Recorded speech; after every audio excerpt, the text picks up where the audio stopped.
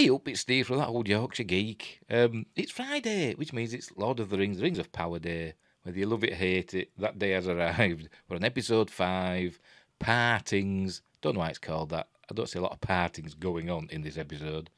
Well, a little bit, but, so what? It's an hour and 12 minutes, so what's that, 72 minutes this episode, so it's quite a long one. And some stuff happens, I'm not sure how I think about this episode. I didn't hate it, but I didn't love it either. But let's hit the intro and we'll have a look, eh?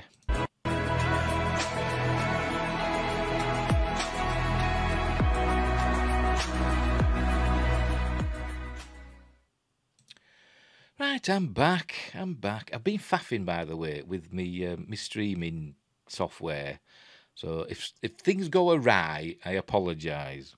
I'm trying to get it so that it went all jerky. I know I'm disappearing in little bits. I've got the lights on and everything, but for some reason, me software's throwing a Benny today. It's not dark in here. I've got lights on, but for some reason, I'm disappearing into the background, and I don't know why. But sod it, right? Let's get the episode up. There it is. There you see, Prime Video. We have the recap. We all know what's happened. So let's just get on with the story. There's the titles. And we begin. There we go. With the Harfoots, with Norrie Brandyfoot. Is it Norrie Brandyfoot? Something like that, isn't it? Yes, Norrie Brandyfoot. And the stranger, she's taking him something to eat. I think they're eating snails.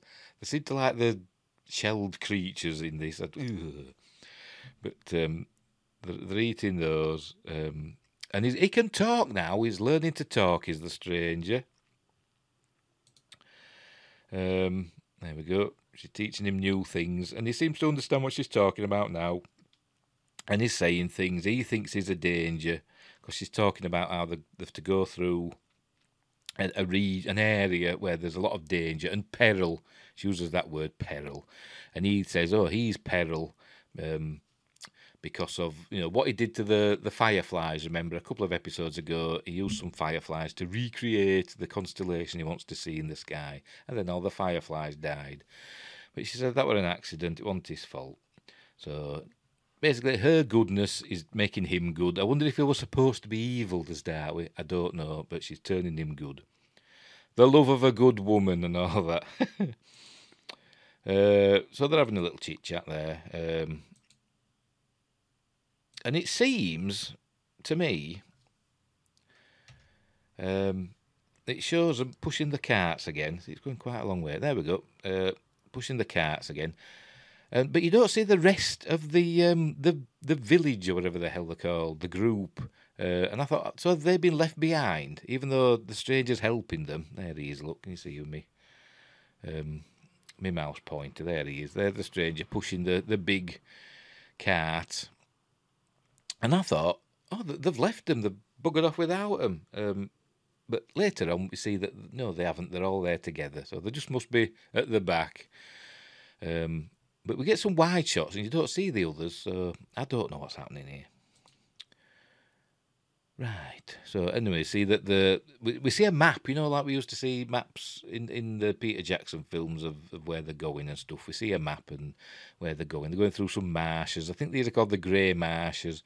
I'm not exactly sure. Let's see if I can find an image of one of the maps. Oh, there we go. There's one there. Let's go back a little bit further. If it'll let me, because it's stupid. But I'm not exactly sure where on the Middle-earth map this is. Is that the River Anduin? I don't know. It says there Undercliffs, Grey Marshes, Weedbrook. And I'd have to look at a map of Middle-earth. Basically, it's the third age map, so I don't exactly know. I suspect that might be the River Anduin, but I've been wrong before. So Mordor is over to the right somewhere, and I'm guessing. So they're heading. By the way, they're going down that way. They're going through the Grey Marshes, and I don't know where they're going to. Is it? Oh, there we go. It's just Stop, stop, stop, stop, stop, stop. There we go. Yeah, so they're heading through here. I don't know how they went round. Seems to be plenty of dry land there, don't there? But never mind. So they're getting through there. And they end up in... they've stopped for a bit, and he's looking at the stars again. But they end up... Oh, he's remembering, look. Remembering where he came from. Oh, yes, and this is where we meet those elf-like people in white. I've no idea who they are, because I've not read any of the background lore about this, or even what the producers have put out. They might have said who these people are. I don't know, but we see them in a moment. There we go. There they are, top of that hill. There they are. You see them up there. There I'm pointing up there, up top of that hill. And we get a close up there. Here she is. I'm guessing she's a she because she's got quite an ample bosom, I must admit. But she turns around and does the old, the old Eminem. But they've found where the stranger arrived. There's like a crater and it's all burnt. Remember where he arrived in his fireball? So they found that. So they look a bit suspicious, don't they? But I don't know who they are. Does it say? Let's have a look on IMDb. Does it say who they are? Boo. I don't know if it's going to say who they are.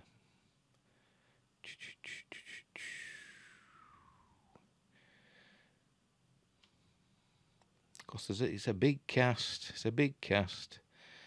Somebody's called the Milky-Eyed Southlander. Played by Justin Doble. Don't know who that was. Misty-eyed. Milky-eyed, sorry. No, there's no clues here. I don't know who they are. I'm looking at the pictures, but obviously the headshots that they give you on IMDb don't give you a lot of clues, do they, as to what they look like in the show. Because there's a lot of makeup and a lot of wigs going on. If you had that ping, somebody's just sent me a message. Hey, no, don't know. Anyway, never mind. Right, where were we? Then we cut to the Southlands, which, as we know, will become Mordor in the future. This is Adar, the elf who's turned bad. He's got an orc there, and he makes the orc. He's enjoying the sun. The orc's all covered up because sun burns these orcs. As I've said before, I didn't realise sun burnt orcs. I thought they just didn't like it, and it made them weak. I didn't think it actually burned them. But in this, it does, because he makes the orc show his arm. Look, and his arm starts turning red. And then Adar says, "Soon the sun will be gone." He don't say the sun, but soon that it will be gone. So I don't think they've got a plan to get rid of the sun. I don't know what that entails, but we will see. And maybe it just means all light. Maybe. Right, we cut to the tower. Oh, I forgot the name of it again. I can never remember the name of this tower. Anyway, they're there. The elf tower, where the people of the towns of the Southlands have retreated. Near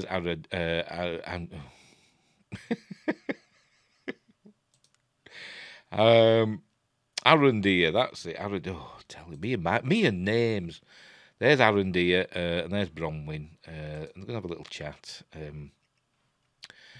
All the people, they're getting restless. The people in the tower, and it ends up half of them sod off. Remember the chap? I've forgotten his name as well now. Waldreg, him that said to Theo, the last episode, I think it was, about do you know who Sauron is? So he's a servant of Sauron. So he's going with about half of the people. They're going to go to the orcs to bow down to them, offer their services to them. So that's what's going to happen there. She's not happy about that, obviously, but she can't stop him, can she? And there he is, saying, "Look, we're buggering off." He's got a great northern accent. So that's what happens there. Right, so now we're on Numenor. Numenor. Blah, blah, blah, blah. I can't roll my eyes because I'm a mutant, as I've said before. But we're on Numenor. They're getting ready. They've got 5 ships, and they're going to have like about 500 men on board. And they're going to sail to Middle Earth with Galadriel, Vinegar to save the people of the Southlands from the evil orcs. This is that's Elendil. This is Isildur, his son, is going to ask his dad to let him on the ships, but he says, we've had too many volunteers. They've got to turn away a lot of people, and he's basically Isildur's not earned his place because remember he gave up.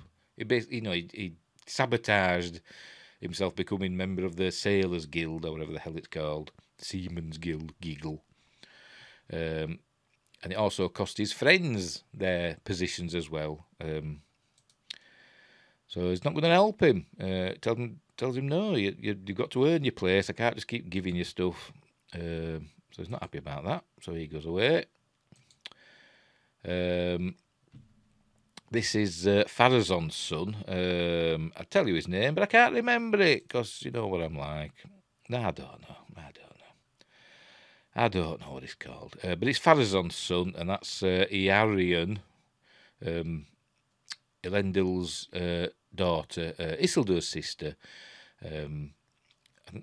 She's not sure about what's going on, why they're going to Middle Earth and all that. And he's against it as well. He's trying to get his dad to stop it, basically, because they don't like elves. Remember, they don't like elves on Numenor. So we're seeing here that Halbrand is showing his skills as a blacksmith. So he's doing some of that, some smithing. There he is. He gets called up to see the Queen and Galadriel. Because Galadriel lied to the Queen and said that Halbrand is the true king and he wants to save his people, but he don't want to do that at all.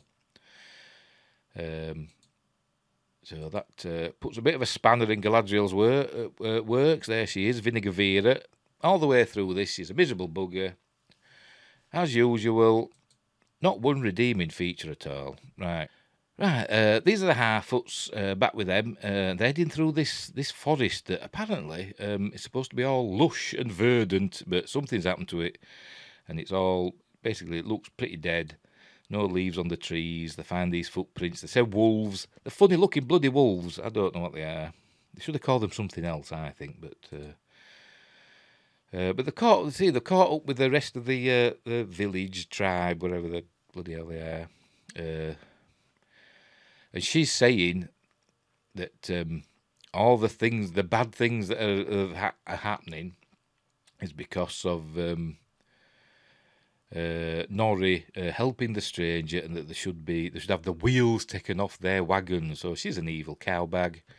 Obviously, Sadruk Burrows, Sir Lenny Henry. I don't think he's going to do that, but I think she's going to come a cropper before very long, because she's a nasty sod. So there. So anyway, so she goes. She's out collecting fungi. And I think is this Nori? I think this is Nori. Sneaks up on her, but then some wolves come. Here we go. Look, there they are. As you can see, they go bombing past. They're running away, and they're hiding. And then the stranger appears. He actually grabbed onto one of them. One of the wolves dived at Nori. Let's see if I can get that bit. Let's see. See. Here we go. Here comes the wolf. Gets grabbed and he throws it because he's big and strong. Look, and then he does something. He does a Hulk thing. He hulks out on the wolves. He hits the ground. I've gone too far now. Look, I think. Here we go, you're ready. He's going to hit the ground and make the wolves go away. So I've got to keep pausing it. for copyright stuff. They don't look like wolves to me, the funny buggers. There you go. Bang! And the wolves all, oh, crikey, what's happened there? And then they sod off. They think, oh, no, we don't have any of that. So that's some sort of magic. Or, was it just a power he's got?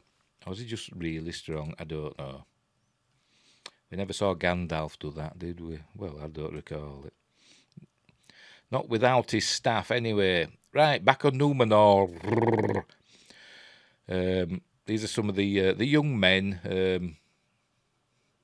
No women. I was just like to check it. Make sure you think this day and age they'd have some girls in there, wouldn't you? But they haven't.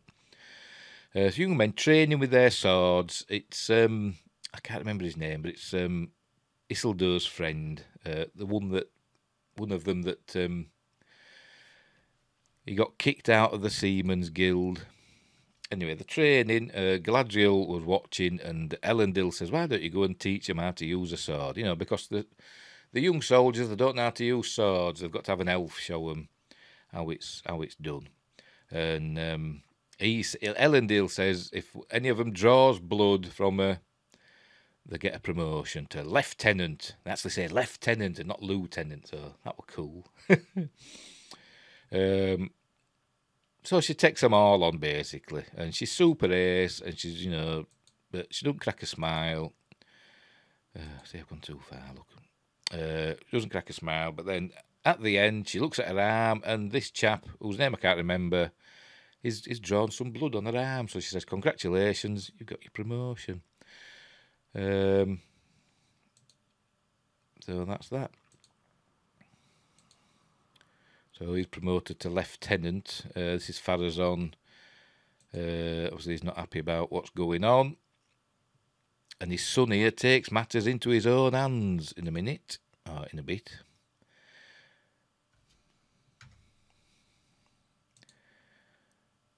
Because obviously he don't want elves. He don't want them to be bowing down to elves. He says elves are going to bow down to us.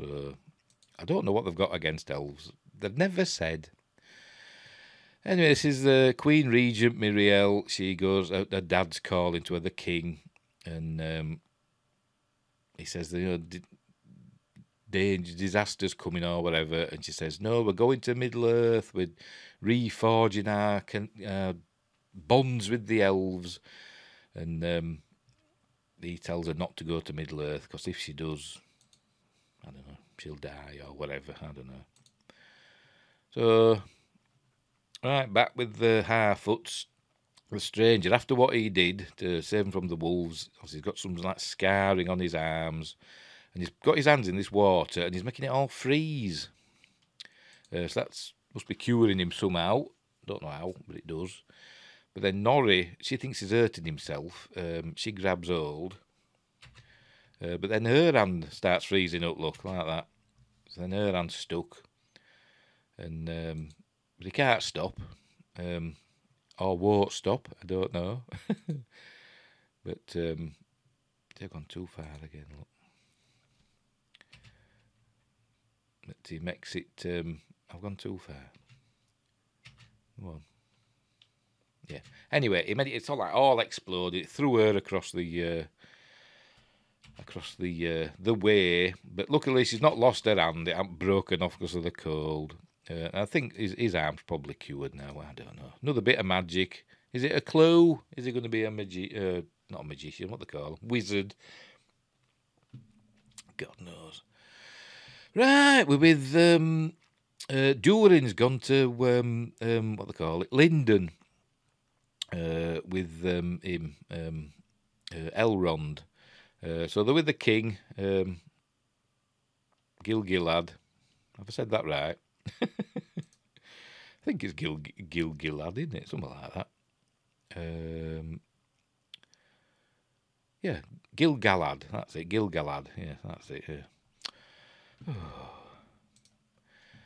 So they're having a chat over dinner, and Durin says this table is made from a very rare stone that the dwarves think is sacred, and it's only used for the tombs of the greatest of the dwarves.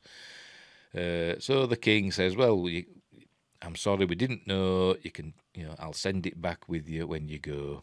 But that were all a lie. He just wanted a new table for his missus. Anyway, it turns out there's all this part really is that we see him is Elrond finds out that the king Gil-galad knew about Mithril. Remember, he promised Durin that he wouldn't tell anybody about the Mithril, and the king keeps asking him about it because he knows all about it. And he asked him about this legend, this old story, or it's a song about a great battle that happened somewhere or other, and there were an elf that protected a tree, and they were fighting a Balrog, and the Balrog was trying to destroy the tree, but the roots of the tree went down into the mountain and formed the veins of Mithril. So that's basically that. So he knows all about Mithril, does the king, but Elrond won't break his oath to Durin, but he does break it to Celebrimbor. And Celebrimbor says he knew about it as well. That's why they sent him to Khazad-dûm to see the dwarves. Oh, there we go. That's an image from the story. There's the elf trying to save the tree and the Balrog trying to destroy it. The Balrog looks a hell of a lot like the Balrog in the Peter Jackson films, but they're not connected. So basically, anyway, Elrond ends up telling Durin all about it, and that he's sorry. He went there under false pretenses, but he didn't realise until later that he was sent for the Mithril, and the Mithril apparently. So I've gone too far. Look, let's go back a bit. Oh, for Pete's sake! There we go. The Mithril apparently will save the elven race. Their light is fading from Middle-earth, and only Mithril, in vast quantities, he says, does the king, will save them and bring their light back. I don't know how, but apparently that's what it's for. I thought it was just super strong and light metal, but like titanium. But apparently it's magical as well, and it'll save the elves. Right, so we're back on Númenor. They're having a bit of a party, the chaps, because they're going off to Middle-earth, so they're letting the hair down for the night.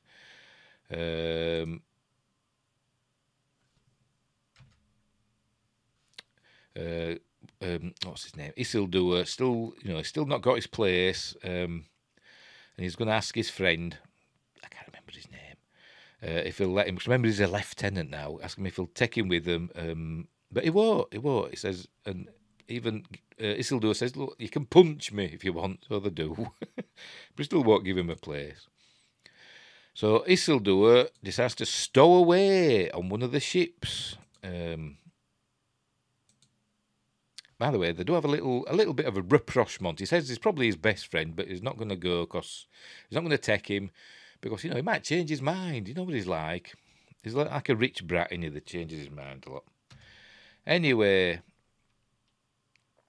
by the way, he tells him that his horse has been chosen to go. Remember his horse in the first episode that we saw his sister bring to the beach? His horse is going, but he's not. Right, so we go to one of the ships. This is Pharazôn's son. He's sneaking on board, or as they'd say in Lord of the Rings, he steals aboard the ship, and he goes below decks. He's got a lantern there. He goes below decks and he starts breaking open the barrels of, well, I presume it's oil, or some sort of oil. I don't know. Is it lantern oil? I don't know, but it's some sort of oil, some sort of flammable liquid. He's going to set it on fire, but then he hears a noise, and it's Isildur, and he's stowed away. He's going to, hide on the ship so he can go with them. But this chap finds him. So they have a bit of a struggle, but then the ship gets set on fire anyway, and they get away just in time. Let's see, I've gone too far again, because the ship blows up. In fact, there we go. Two ships blow up. So obviously, that one blows up and it must set fire to the one next to it, and that one goes as well. So the two ships down. They had 5 ships. Now they've only got 2. 3, I mean. Sorry, 2 ships down. So Are they going to take the same amount of men on the 3 ships they have left? Because they don't build 2 more ships. At the end, we see 3 ships are sailing off with a couple of smaller boats with them. So are they just, having to double bunk? Maybe, I don't know. Anyway, they drag them out of the water and they lie, and he says, Isildur says if the other chap, Farazon son, were fishing in a fishing boat. Why would he be in a fish? I don't know. But he said one of the casks must have ignited or whatever, and it just saved him. And the other chap says, yes, he saved me. So that's that.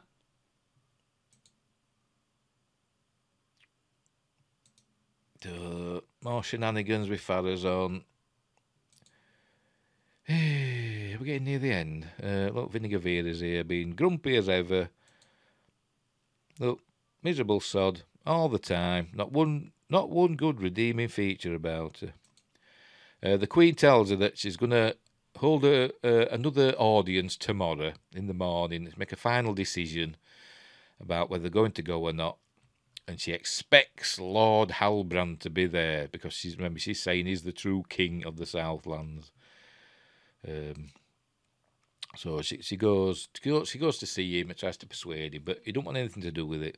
This is Celebrimbor telling Elrond that he knows about Mithril. That's why they sent him to Khazad-dûm. Here we go. That's Galadriel talking to Halbrand, trying to get him to go with her, but she's been horrible as usual. She's a terrible character. But he tells her to sod off. So I'm not going. Bugger off. Don't like you. You're a vinegar face rat bag. That's what you are. Right, so we go back to the Southlands. Remember the half of the townsfolk that left the tower? They've gone to the orcs, and Waldron, what's his name?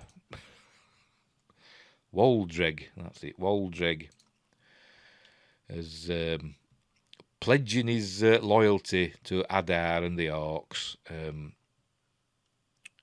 He thinks he's Sauron. Actually, don't know he's called Adar. Actually thinks he's Sauron.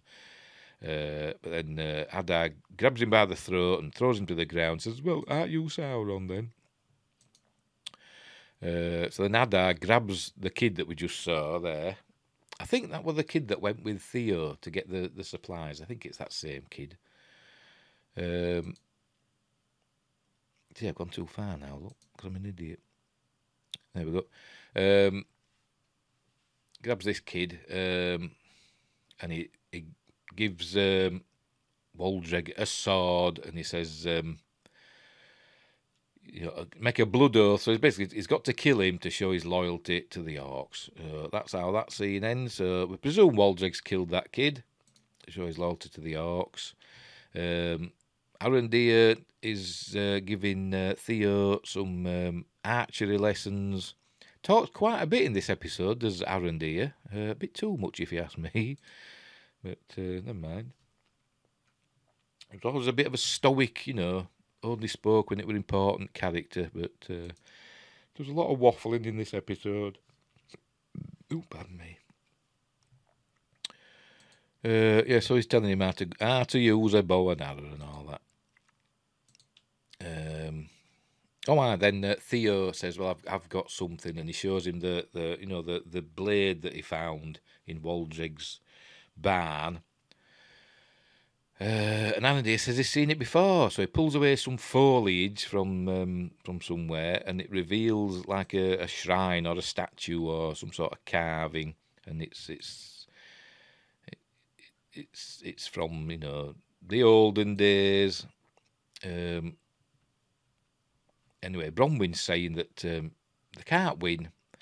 They can't win against the orcs, so they should surrender and hope that they won't be killed. And Arondir saying, "No, you can't do that. You've got to fight to save everyone." She says, "Fuck off." or worse to that effect. But she ain't really, I'm lying. There he's holding the hilt. I thought it grew, because remember when they cut themselves and put blood on it, it grows. Does it just shrink away again then when the blood wears off? Most do. Stupid thing. A bit pointless, isn't it?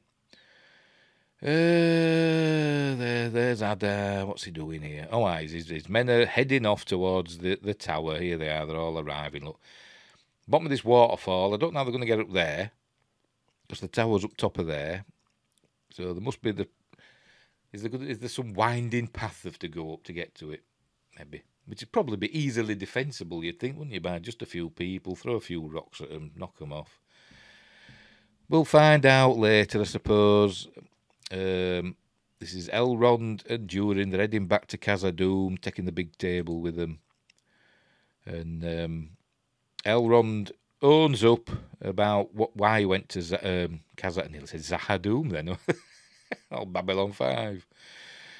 Why he went to Khazad-dûm, and he's sorry that it happened. And he tells him about why the elves need the mithril to save their race. And he softens, does Durin. He says, well, he'll speak to his father, but he can't promise. So he says, that's all. That's all we can do. Right, the soldiers of Númenor are marching through the streets, heading towards the ships. There they are. We find out that Isildur is now a soldier. He's actually a cavalry soldier. I suppose his action saving Farazon's son earned him his place. So there he is. He's a cavalryman. But his dad puts him straight to work in the wherever they keep the horses. These ships don't look big enough to have a lot of room for horses, do they? But they must have. So he's got to go and clean out the horses. So that's his job, and they all laugh. Of course, it's funny. But then Vinegar Vera arrives. Here she is. Looks, they've gone too far. Never mind. Go back a bit. She arrives. I don't know whose armour this is. Remember, they only had 9 days to get ready for this this sailing. So does it take less than 9 days to make up some custom armour for her that fits? I don't know. It doesn't look very practical, does it? But never mind. There she is. So she's got some nice new armour, elven-like armour, I suppose. But it's got is that the sun of Númenor, the sun symbol. I don't know. But they're off anyway, and it shows the ships sailing away from the harbour in a minute. He's giving his orders. Is Elendil. Here we go. See, we're going to see the ships sail out of the Númenor harbour. And it's all, very nice, very nice. They've gone too far, look. I'm trying to get... Oh. There we go. So they sail away. There's a few little... I don't know if they're going with them, or they just might be there. But anyway, so we've got 3 ships. Have they still got 500 men? I don't know. Will 500 Númenorians be able to, save... Or go up against an army of, I don't know how many thousand orcs, I don't know. But that's the end of the episode, so there we go. So that's the end, yes it is, right. So we'll leave it there. Like I said, another episode I didn't hate. I haven't hated any of the episodes, but it's just, it's not great, is it? It's not great. Not a lot really happened in this episode, to be honest. The best part was the bit with the wolves and the stranger doing his Hulk smash thing. That was the best bit. The rest, were just a much of a muchness, wasn't it, really? So if we're going to give this a score, I'll give this one a 6 out of 10, above average. That's it. I'm not hating it. Apart from Galadriel, I'm hating everything I'm seeing Galadriel in. The rest is okay. I'm not a huge fan of the Harfoot things. I'm intrigued with the stranger. I want to find out what's happening with him. And I still think Theo is, even though I didn't do anything this week, but I still think he's going to turn bad. I do. Probably got a tickly nose. But yeah, an average episode. I suppose there'll be some people online saying, "No, it's garbage and it's a disaster and it's a what they call it, a dumpster fire." But I don't think it is. It's just okay. It's just okay. So I'm giving this one a 6 out of 10. So we'll see what happens next week. We're on episode 6. We're nearly at the end now. There's only 8 episodes. Only 3 more episodes to go. 6, 7, and 8. So we'll see what happens. Will we find out more? Will we learn that Halbrand is a baddie? That's the rumour. Will we find out that the stranger is a wizard? I don't know. But we'll see. We'll see what happens. So we'll leave it there. So, wherever you are in Middle-earth, and, Arder, the wider Earth, look after each other. And until next time, I'll see thee.